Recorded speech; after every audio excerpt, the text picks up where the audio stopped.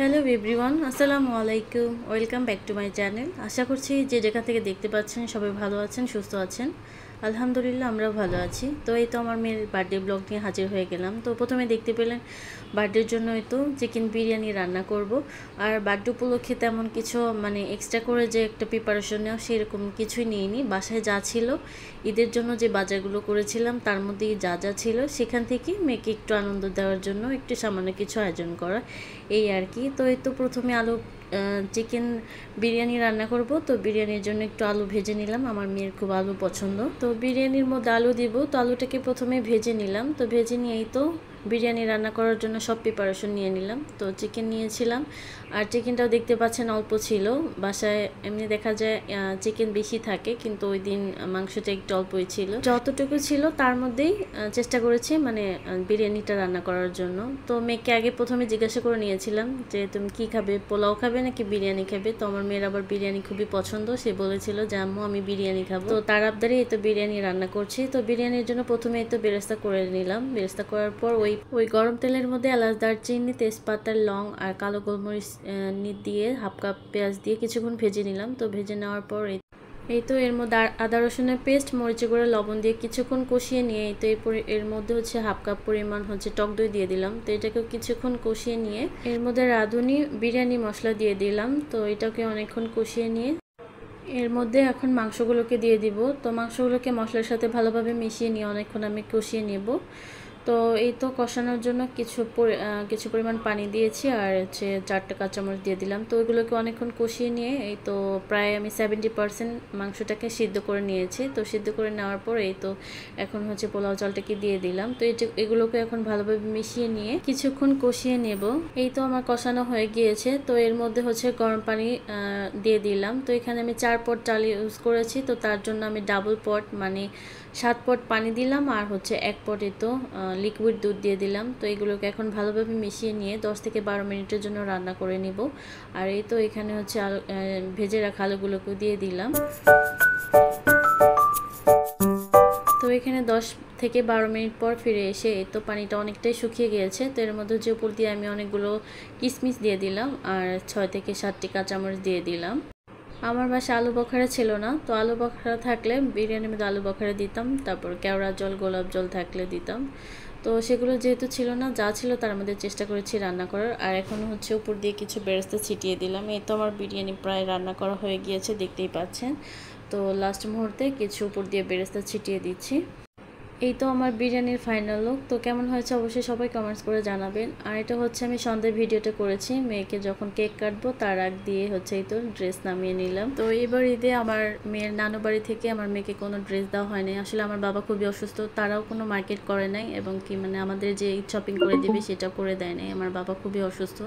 তো প্রতিবার ঈদে দেখা যায় 2 থেকে 3টা ড্রেস পায় আমার মেয়ে তার নানু বাড়ি থেকে। তো এবার সবার মন খারাপ আমার আব্বু অসুস্থতার কারণে, তো কেউই মার্কেট করে নাই। তো এর জন্য আমার মেয়েকেও এই প্রথম নানু বাড়ি থেকে মার্কেট করে দেওয়া হয়। তো যাই হোক, আমার বাবার জন্য দোয়া করবেন, আল্লাহ যেন আমার বাবাকে খুব তাড়াতাড়ি সুস্থ করে দেয়। তো বাবার অসুস্থতার জন্য আসলে কিছু করতে মন চাইছিল না, বার্থডে কিছুই করতে চেয়েছিলাম না। তো মেয়ে যেহেতু এখন বড় হয়েছে, সে বুঝতে শিখেছে, সে এখন বার্থডে তার বুঝতে পারে যে কেক কাটতে হবে।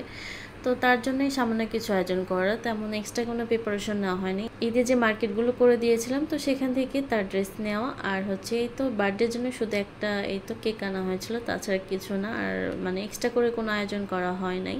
তো দেখতেই পেলেন মেয়েকে রেডি করিয়ে দেওয়ার পর সে কতটা খুশি হয়েছিল। আসলে ওই হাসিটা দেখার জন্যই তার এই সামান্য একটু আয়োজন করা, এই আর কি। এই তো সেই কাঙ্ক্ষিত মুহূর্ত, দুপুরে যখন আর বাবা কেকটা নিয়ে আসছিল, তখন থেকে বারবার বলছিল আম্মু আমি কখন কেক কাটবো, আমাকে কেকটা দাও, আমি এখনই কেক কাটবো। কেক খাওয়ার জন্য পাগল হয়ে গিয়েছিল। তো দুপুরে উপর থেকে কিছুটা চকলেট তাকে দেওয়া হয়েছিল থামিয়ে রাখার জন্য। তো এটা সন্ধ্যার দিকে ওর বাবা অফিস থেকে বাসায় আসছে। এই তো এখন কেক কাটতেছে, দেখতে পাচ্ছেন আমার আম্মুটা কতটাই খুশি।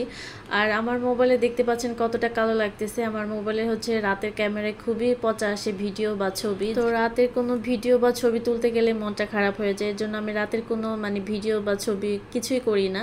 তো এটা যেহেতু কেক কাটার মুহূর্ত, রাতে না করলে দেখা যায় ভালো লাগে না। তো এই তো রাতে করতেছি, দেখতে পাচ্ছেন কতটা কালো লাগতেছে, খুবই পচা লাগতেছে। তো মাশাআল্লাহ বাস্তবে বাবা বাবা মেয়েকে খুবই সুন্দর লাগছিল। এই তো সেই সুন্দর মুহূর্ত, বাবা মেয়ে একসাথে কেক কেটে নিচ্ছে আর আমি পেছন থেকে ভিডিও করছি।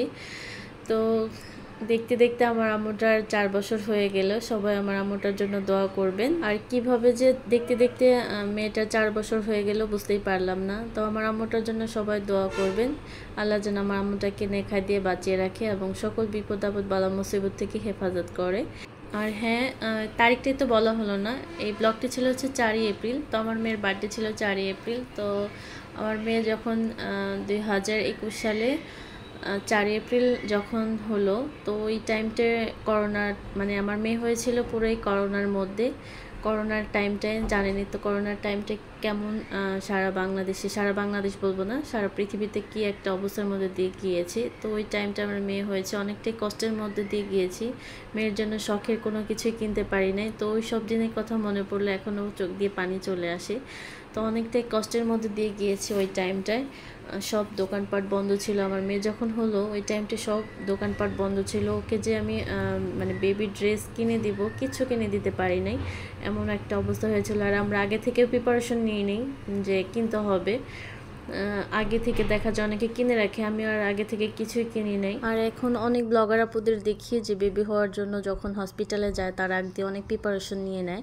তো ওইগুলো দেখলে আসলে এখন অনেক মানে আফসোস হয় যে আমি কি করেছি। আসলে প্রথম বাচ্চার ক্ষেত্রে দেখা যায় বেশিরভাগ সবাই একটু বেশি প্রিপারেশন নেয়, প্রথম বাচ্চায় কি আর সেকেন্ড বাচ্চায় কি। কিন্তু ওই টাইমটায় করোনার জন্য মূলত আসলে কোনো প্রিপারেশন নিতে পারে না। তার মধ্যে আমার আম্মু বলেছিল যে বেবি হওয়ার আগে নাকি কোনো কিছু কিনতে হয় না।